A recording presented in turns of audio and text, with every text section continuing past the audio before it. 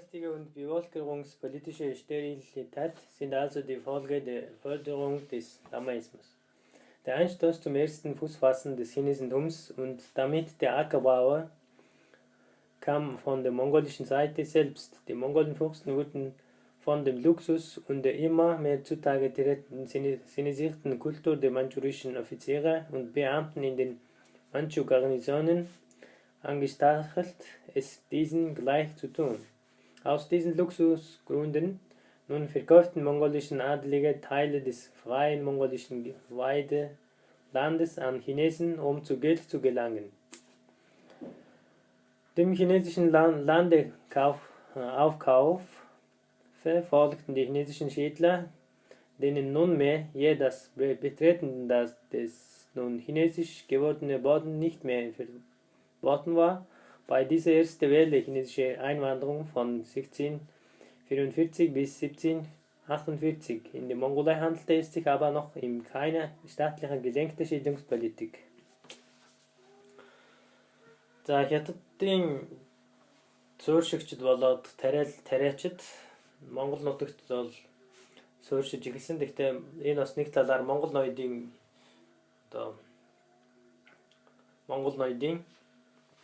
люкс тансаг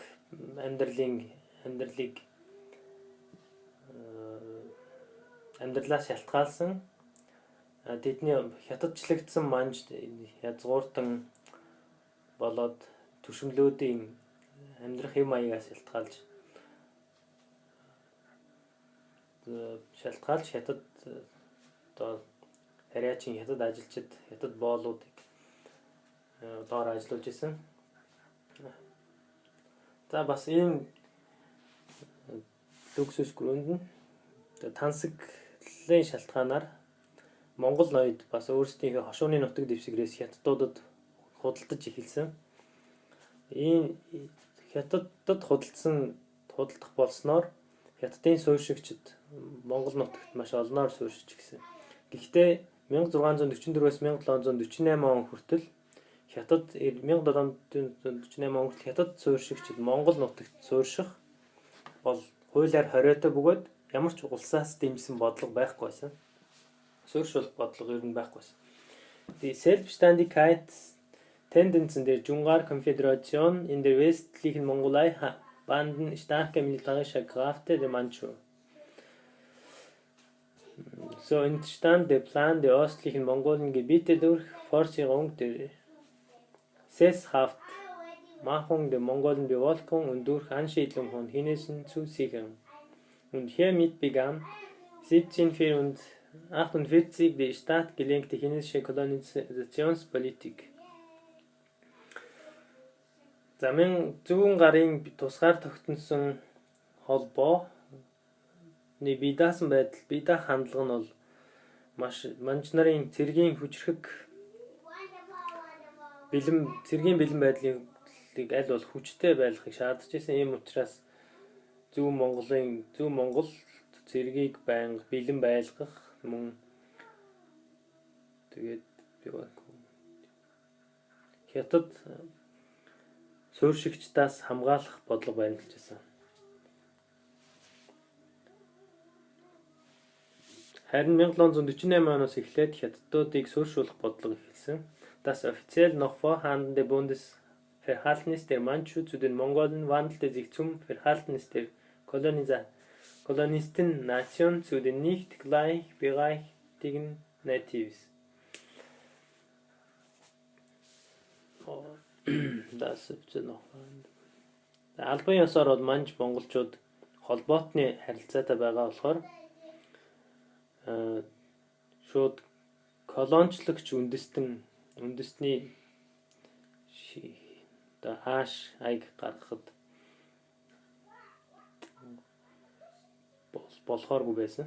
Obwohl man wie eine chinesische Chronik, das Da Qing Huitian berichtet, die mongolischen Fürsten für die Zuweisung des Bodens an die chinesischen Verantwortlichen machte und wann man somit annehmen musste, dass die mongolischen Fürsten wenig an einer Förderung eines Eindringens von Chinesen in ihr Herrschaftsgebiet gelegen war, verbreitete sie sich doch die chinesische Siedlung schnell.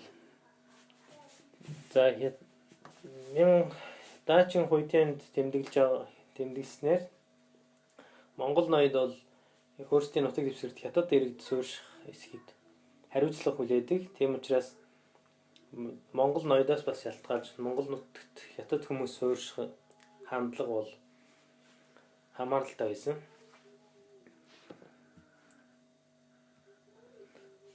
1632 ist Beispiel zu bringen, die chinesische Siedlung schon in das Gebiet des Nordbanners der östlichen Chorchen eingedrungen. Жишээлбэл 1632 онд орчны хойд хошуунд хятадууд анх суурьшиж эхэлсэн. 1784 ist sie jedoch bereits auf der Höhe des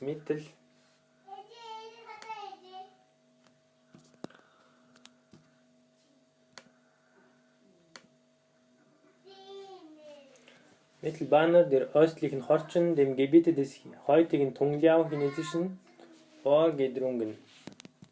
За 1784 онд бол Хорчны нутаг болоод өнөөгийн Хятадын Тунляод аль хэдийн хятад зөвшөл бий болсон байсан. Zur gleichen Zeit drang die chinesische Siedlung auch in das Gebiet des kaiserlichen Jagdpark Jehol ein. Яг тэр үед хятадууд мөн хааны авийн хүрээнд нэвтэрч зурж эхэлсэн. Die ersten Umbildungserscheinungen traten auf. Die durch Landverkauf und das zweite nunmehr staatlich geförderte chinesische Eindringung ihr Land gebrachten Mongolen wurden zu großen Teilen von der chinesischen Kultur assimiliert. За ингээ монголчууд өөрсдийн газраа хятадуудад худалдаж эхэлснээр болоод өөр бусад шалтгааны учраас мөн монголчуудын соёлын нэг томоохон хэсэг нь хятадын соёл болж хувирсан. Die chinesischen Siedler nahmen mongolische Frauen und zogen auf diesem Weg weite Teile aus des Mongolentum ins chinesische Volkstum herüber. За хятадууд монгол ихнэр авч болдог болсноор монголчуудын хүн амын бүтцийн нэг баггүй хэсэгт хятад хүмүүс нэвтрэх болсон. За энэ судалгааны ишлэл нь бол Tsuneo Yoneyama Mongols versus China Mokho September 1930